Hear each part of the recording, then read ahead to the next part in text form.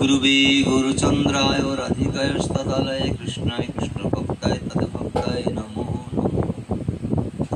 महाप्रसादे गोविंदे नाम ब्राह्मणे वैष्णवे स्वल्प पुण्य पतमराजं विश्वसनैव जयते श्रील विद्याजाल जड़ेन्द्रे तय कालेर जीवे फेले विषय सागरे तार मध्य जिह्वावती लोभमाय सुदुर्मति ताके जेता कठिन संसारे कृष्ण बड़ दयामय करिबारे जिह्वा যায় সাপসাদন দিলা ভাই সেই প্রসন্ন অমৃত পাওয়া রাধা কৃষ্ণ গুণ গাওয়া প্রেমের এক শ্রী চৈতন্য তাই এই মহাপ্রসাদ সেবার দ্বারা সমস্ত ব্যাধি দূরীভূত হয়। মহাপ্রসাদ সেবনের দ্বারাই ভগবত বিশেষ কৃপা লাভ হয়, ভগবানের প্রতি ভক্তি লাভ হয়। মহাপ্রসাদ সেবন করেই নারদ এত শ্রেষ্ঠত্ব লাভ করেছিলেন।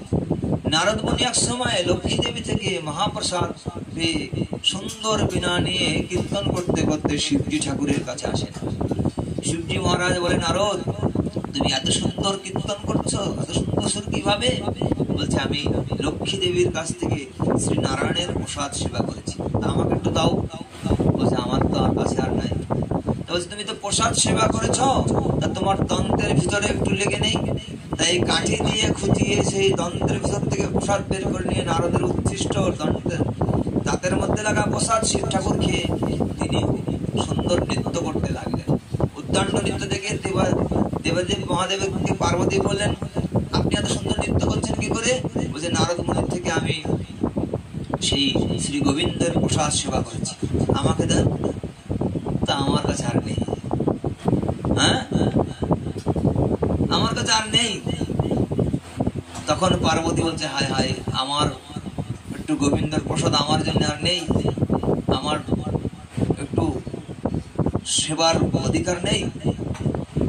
সেই পরবর্তীতে সেই পার্বতী বিমলা দেবী নামে শ্রীক্ষেত্রে প্রতিনিয়তই জগন্নাথের প্রসাদ তিনি পান। কারণ সেখানে পার্বতী জগন্নাথকে নিবেদন করার পরে সেই প্রসাদটা বিমলা দেবী নাম করে সেই পার্বতী সেখানে অবস্থান করছেন, তিনি নিত্য সেই প্রসাদ পান।